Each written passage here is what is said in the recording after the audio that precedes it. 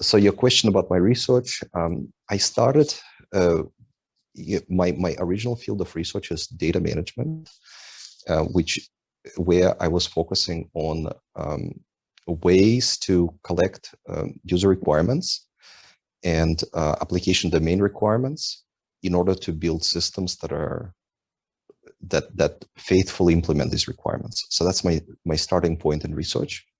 And I started to investigate these issues in an unusual context of citizen science, crowdsourcing, social media, where by and large, traditional ways to collect requirements have not existed. And it was, for me, a question of how do I create methods to collect requirements for these systems. And from there, I started to, as well as part of my research is called design science, where I create my own technologies. And so when I created one of the technologies, I needed, and this was in 2009, was the time when I started to work on it, I needed a component, an intelligent component.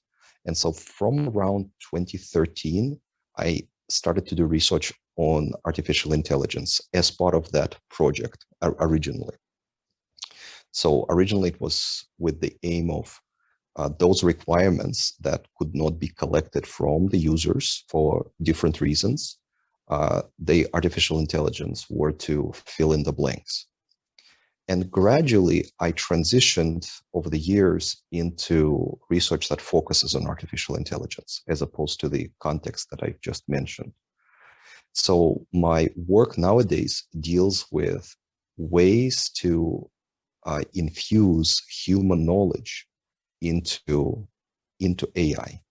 So for instance, when we build machine learning models, they could be trained on training data, but if the training data is deficient for whatever reason, for example, we don't have enough examples for a particular scenario, then the question becomes, how do we infuse these kind of conceptual machine learning models with human expertise in order to make these models more less biased, more representative of the real world scenarios that these models, machine learning models, are trying to automate.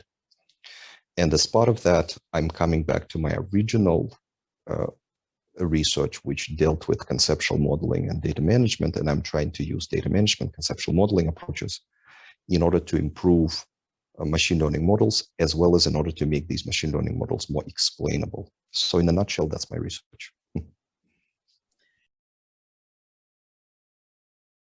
So for me, the reason why I'm interested in responsible AI is because the methods and techniques, modern methods, the recent methods and techniques of machine learning are able to automate decisions at large scale, as well as they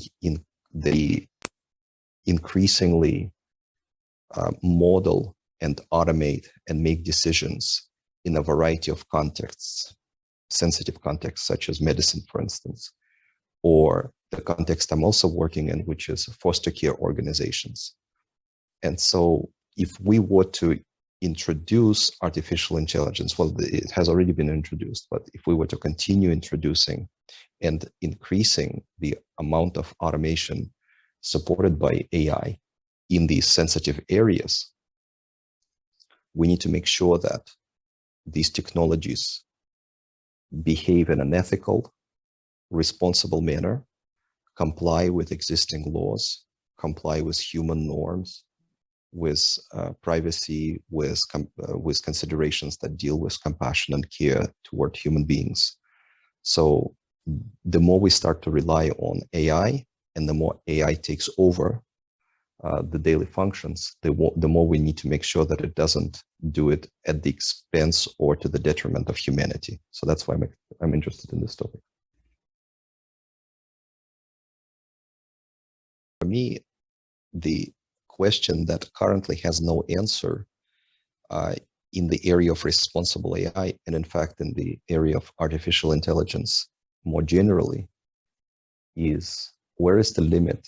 Is there a limit to where we automate and what we automate and what we do not automate for reasons that deal with ensuring that human beings have something to do in their lives. So is there, and I'm not saying there is a limit, it's a question, is there a limit beyond which we, although we can, but we do not introduce artificial intelligence? Because if we were to introduce it, we would be taking away something that is crucial, something that's very important to humanity. So that's sort of the open question for me.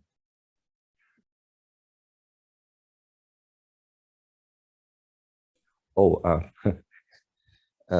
I love traveling. I know this is a sort of a very common, trite answer. So many people give it.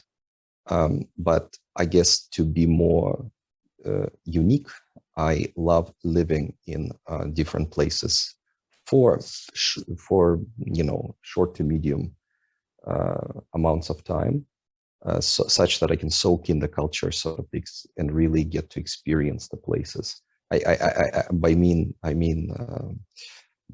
medium, what I mean is maybe a month or 2 months, something like that.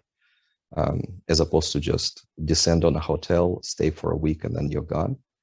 And I like staying not in hotels, but in sort of Airbnb/apartment type accommodations to really kind of get to experience places like that. So that's my hobby, I guess.